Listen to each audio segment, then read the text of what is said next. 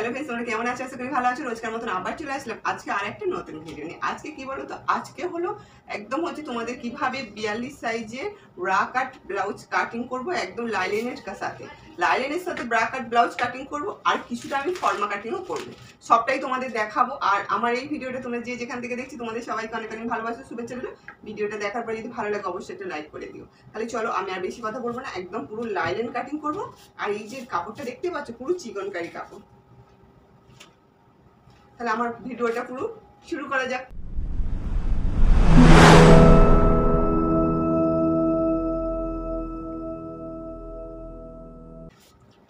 এটা আমি আগে কাটিং করব না, প্রথমে আমি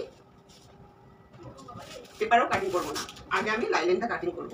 লাইলিনটা কাটিং করতে গেলে আমাদের কি করতে হবে না, দেখো প্রথমে আমাদের এটা এইভাবে দু ভাঁজ করতে হবে। এই যে আমরা একবার ভালো করে দেখে নেবো যে এটা আমাদের ঠিকঠাক হবে কিনা। ঠিক আছে, একটু এইভাবে আমরা নিয়ে নেওয়ার পরে কিন্তু এবার আমরা দাগতে দেবো। তাহলে চলে আসো, দেখো এইটা আমরা কিন্তু দু ভাঁজ করে নিয়েছি। ঠিক আছে, দু ভাঁজ করে নেওয়ার পরে আমাদের প্রথমে কি করতে হবে, পেছন পাটটা কাটিং করতে হবে। পেছন পাটটা কাটিং করতে গেলে দেখো আমরা যেভাবে আর কি নিয়ে থাকি, আমরা এখানে 14 দাগ দেবো, 15.5 মানে 1.5 ইঞ্চি সেলাই মার্জিনের জন্য। আর এখানে দেখো আমরা 6 দাগ দিলাম, বুঝতে পেরেছো? সেম ভাবে কিন্তু এদিকটাও দিয়ে দেবো, 6 দাগ দেবো, 14 আর 15, বুঝতে পেরেছো? তারপরে দেখো এই যে স্কেলের সাহায্যে আমরা দাগটা কেটে নেবো ভালো করে। কেটে নিলাম, এটাও আমরা করে নিলাম। এবার আমাদের কি করতে হবে, দেখো ফুটের লাইনে যেতে হবে। আর ফুট লাইনে আমি কত যাবো না, দেখো আমি এখানে 6 যাচ্ছে, আর তারপরে এখানে আমি 2.5 নিয়ে নেব। আর সেম ভাবে কিন্তু দেখো ফুট লাইন যাওয়ার পরে কিন্তু মোড়া চলে আসবে। মোড়া তো আমি এখানে 6 নিয়ে নিয়েছি, সেম ভাবে কিন্তু আমি এদিকে 2.5 নিয়ে নেব। তারপরে মোড়া শেষ হয়ে যাওয়ার পরে কিন্তু আমি চেস্টে চলে যাব। তাহলে চেস্ট আমার 42 আছে, 42-এর হচ্ছে 4 ভাগের 1 ভাগ করলে কত হবে, তাহলে 11 হবে। দেখো আমি এখানে 11 নিয়ে নিলাম, বুঝতে পেরেছো? 11 নিয়ে নেওয়ার পরে আমি একটু 1.5 ইঞ্চি সেলাইয়ের জন্য নিলাম। এবার আমাকে কোমরে যেতে হবে।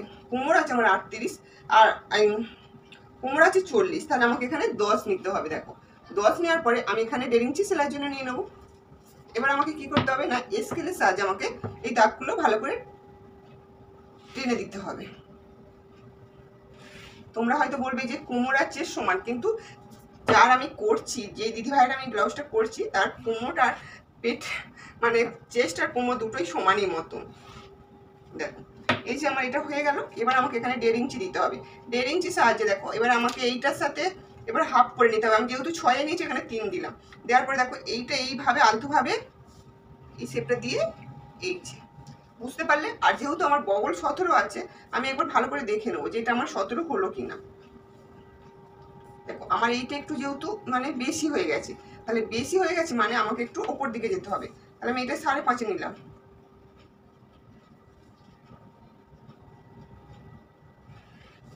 5.5 নেওয়াতে দেখো আমি একটু উপর দিকে তুলে দিলাম, দিয়ে কিন্তু আমি এই শেপটা দিয়ে দেবো। এবার আমাকে দেখি যে আমার এটা ঠিকঠাক হলো কিনা। দেখো এবার আমার কিন্তু একটু ঠিক হয়ে গেছে, বুঝতে পেরেছো? এইভাবে কিন্তু আমি এটা কাটিংটা করে নেব।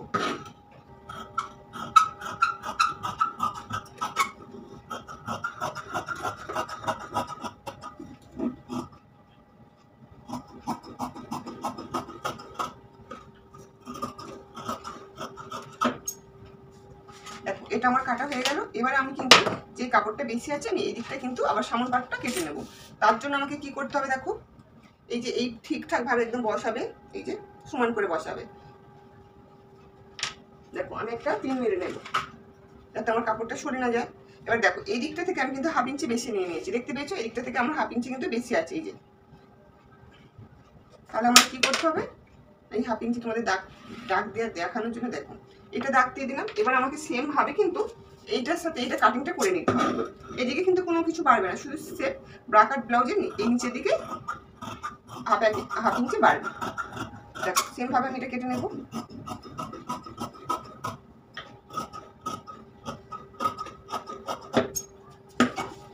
এটা আমার কাটা হয়ে গেছে।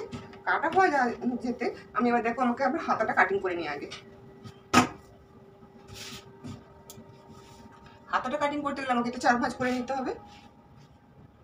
এই যে 4 ভাঁজ হাতে বেশি নেই।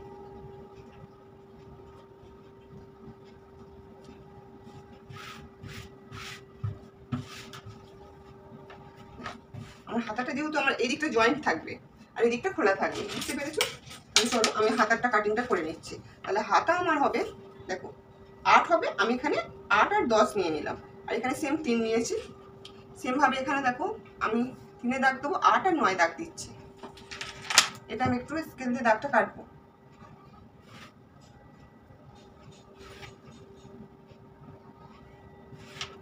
বুঝতে পারলে আমি যেভাবে করছি একবার একটু মনোযোগ দিয়ে দেখো। তারপরে দেখো হাতের মোড়া 5.5 হবে, আমি এখানে 5.5 নিয়ে নিয়েছি আর একটু ক্যারচাভাবে দাগটা দিয়ে দিলাম। এবার যেহেতু আমার বগল 17 আছে, তাহলে 17 হাফ কত হবে না 8, এমনি 8.5 হবে, 8.5 হাফ ইঞ্চি ডাউন করতে হবে, এটা তোমাদের বলা আছে। তাহলে আমার এটা 8 হবে, আমি 8 নিয়ে নিলাম আর এখানে আমার 1.5 ইঞ্চি সেলাইয়ের জন্য নিয়ে নিলাম। বুঝতে পেরেছো? এবার আমাকে দেখো এখান থেকে আমাকে 2 দাগ দেবো, আমি 2 দাগ দিয়ে কিন্তু, আচ্ছা আগে এটা আমি দাগটা দিয়ে দিই। এখানে কত হবে 5.5, সরি 5.5, আর এখানে 1 ইঞ্চি সেলাইয়ের জন্য আমি নিয়ে নিই। এই 1 ইঞ্চি সেলাইয়ের জন্য নিতে হবে। নেওয়ার পরে দেখো এইটা এইভাবে কিন্তু শেপটা দিয়ে দেবে। বুঝতে পেরেছো? এইভাবে দেওয়ার পরে এখান থেকে এটা 2 নিয়ে নেওয়ার পরে এটা আমাকে আলতু হাতে কিন্তু এইভাবে শেপটা দিয়ে দেবে। এইভাবে শেপ দেওয়ার পরে এখান থেকে হাফ তালপাট কাটিংটা দিয়ে দেবে। ব্যাস, এটা আমার হয়ে গেল। এবার আমাকে এটা কাটিং করে নিতে হবে।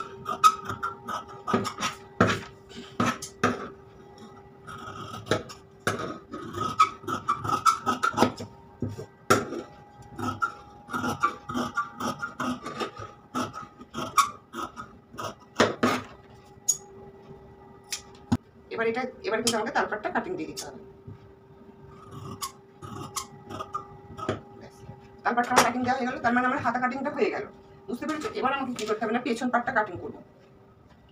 সামন পাটটা রেখে দিলাম, এবার আমাকে পেছন পাটে আমাকে প্রথমে ফার্স্ট টাইম কি ওর পেকিংটা দিতে হবে। পেকিংটা দেওয়ার সময় দেখো আমি যে এখানে যে সেলাই মার্জিন নিয়েছি পুরো একদম রিয়েল মাপের সঙ্গে ধরবে, ধরার পরে কিন্তু এরকম ভাবে হাফ করবে। এটা এই যে দেখতে পেয়েছো, এই হাফ করার পরে এখানে দাগ দেবে, দাগ দেওয়ার পরে এখানে দেখো 5 নিয়ে নেবে। এই যে এখানে তোমরা একটু নোচ দিয়ে দেবে যাতে বুঝতে পারো। এইভাবে নোচ দেওয়ার পরে কিন্তু দেখো এই দিক থেকে তোমরা কিন্তু দাগটা দিয়ে দেবে। আমার পেকিংটা দেওয়া হয়ে গেল। এবার আমাদের কি করতে হবে না, ডিজাইনটা করতে হবে। ডিজাইনটা করার জন্য দেখো আমি এখানে 8 নেব, উনি বেশি ডিপ পড়বে না, 8 নেব। এই যে দেখো 8 নেওয়ার পরে এটা আমি কিন্তু চৌকো করবো। বুঝতে পারলে? চৌকোটা করার জন্য আমি এখানে একটা 3 নিয়ে নেব। আমি একদম কিন্তু এইখানে যেমন 2.5 নিয়েছি, এখানে আমি 3 নিয়ে নেব। নেওয়ার পরে দেখো এইটা এইভাবে একটু খেলিয়ে দেবো। বুঝতে পারলে? এবারে কিন্তু আমাকে এটা কাটিং করে নিতে হবে।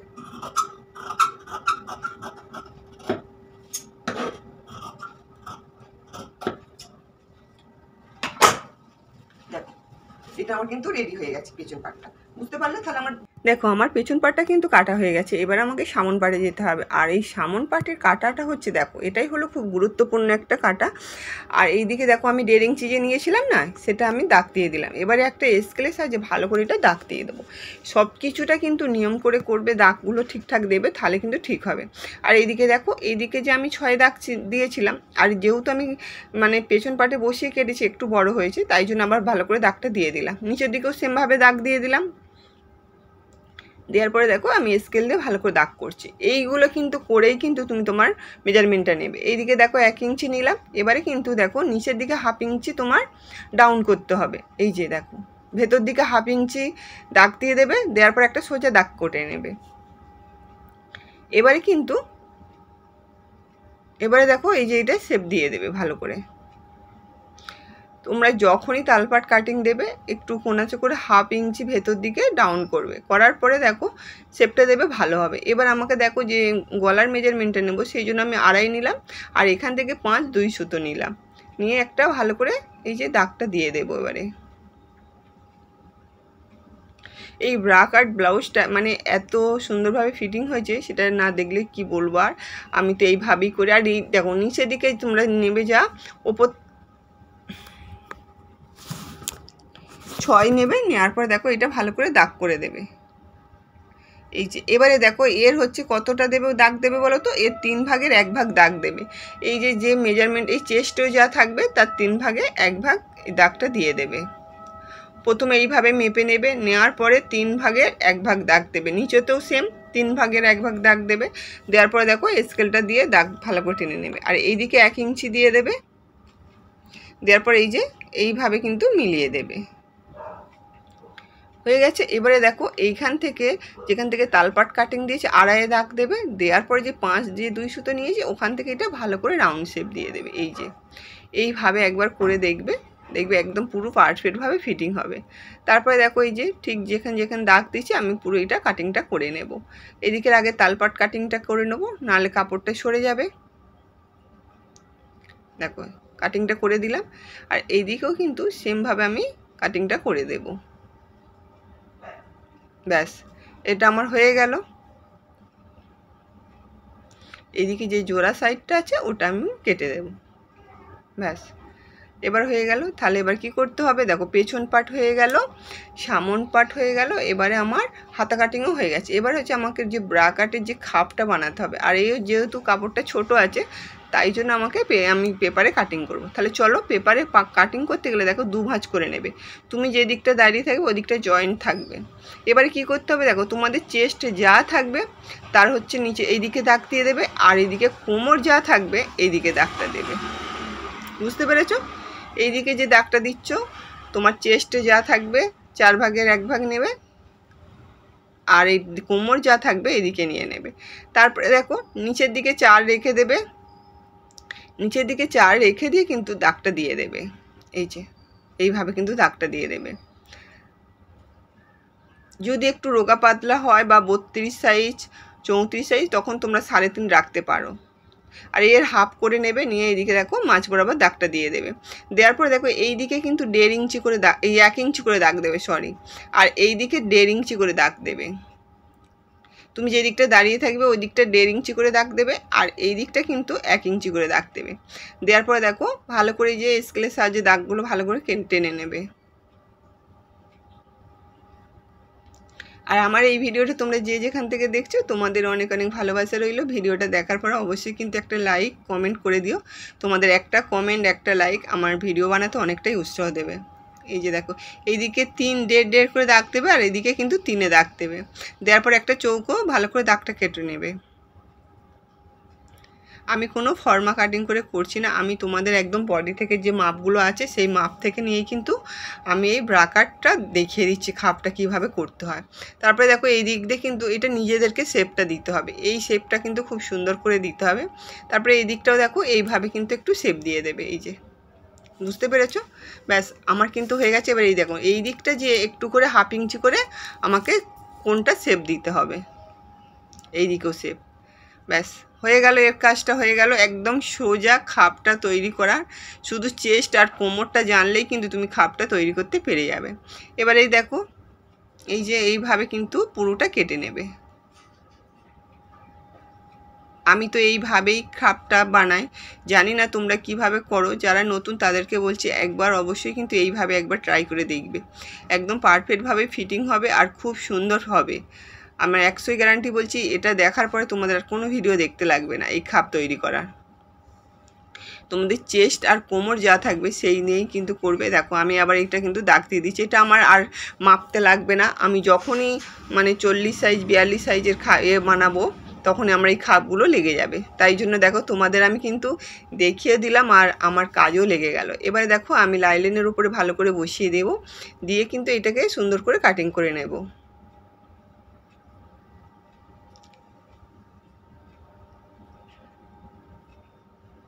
দেখো এইভাবে কিন্তু কাটিং করে নেবে।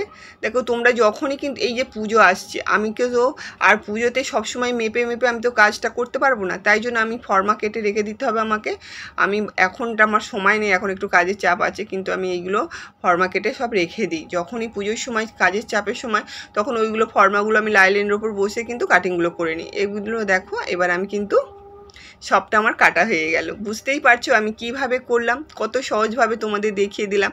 আর আমার এই ভিডিওটা তোমরা কতটা বুঝতে পারছো অবশ্যই কিন্তু কমেন্ট করে জানাবে, আর এইভাবে করবে দেখবে 100 গ্যারান্টি বলছি তোমরা কিন্তু খুব তাড়াতাড়ি শিখে যাবে।